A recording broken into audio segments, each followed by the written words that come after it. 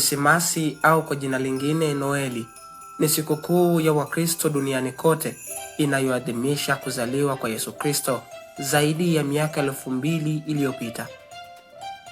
Tarehe 25 Disemba kila mwaka huwa ndio siku maalumu kwa Wakristo wote ulimwenguni. Hukutana mamia kwa maelfu, makundi na makundi kwa niaba ya kusherekea adhimisho hilo la kuzaliwa kwa mwana wa Mungu Yesu Kristo.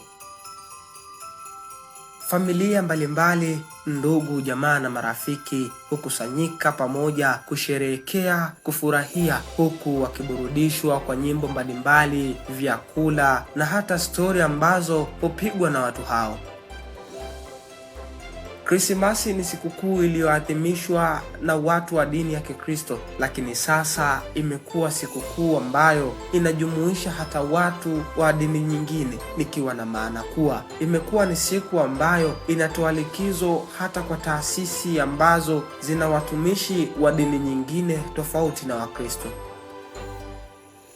Tukizungumzia asili ya sikukuu hii ya Krismasi, kiuhalisia Biblia haijaainisha tarehe rasmi ya kuzaliwa kwa Yesu Kristo, na hata hivyo waumini wa kale wa dini ya Kikristo hawakuwahi kusherehekea sikukuu hizi katika tarehe hii tulionayo sasa, ambayo ni tarehe 25 Disemba, na badala yake walisisitiza tu zaidi kifo cha Yesu Kristo na ufufuko wake. Katika karne ya 4, kanisa la Roma lilichagua tarehe 25 Disemba ili kuendana na sherehe za kipagani za Waroma kama kuzaliwa kwa jua lisiloshindwa, ili kuwavuta wapagani kuwa Wakristo. Pia Papa Julius alitangaza tarehe hii rasmi karibu mwaka 320 hadi 350, na Mfalme Konstantini alihusika katika kuhakikisha tarehe hii inaenea maeneo yote ulimwenguni. Mbali na asili ya sikukuu hii, desturi zake ambazo wengi tumekuwa tukizifanya. Je, waifahamu miti ama mti Christmas? Mti Krismasi, mapambo na zawadi zinatoka katika mila za Kijerumani na kipagani za bara la Ulaya, na hata Baba Krismasi, Santa Claus, anatoka katika hadithi ya Mtakatifu Nicholas, na sura yake ya kisasa ilitengenezwa Marekani mnamo karne ya 19.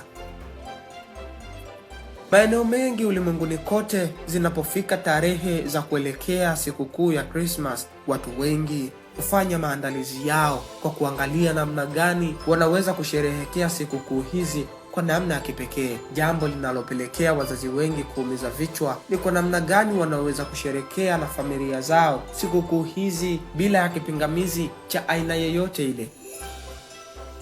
Kutoka karne ya 4 hadi 19 na sasa miaka ya 2025 yamepita, maadhimisho mengi ya sikukuu za Christmas. Katika mwaka huu wa 2025 kuelekea sikukuu za Christmas mkoani Dodoma nchini Tanzania, wananchi wamekuwa na maoni tofauti, baadhi yao wakiwemo wafanyabiashara, wananchi wa kawaida, wakizungumzia ni kwa namna gani hufanya maandalizi yao kuelekea katika msimu wa Christmas.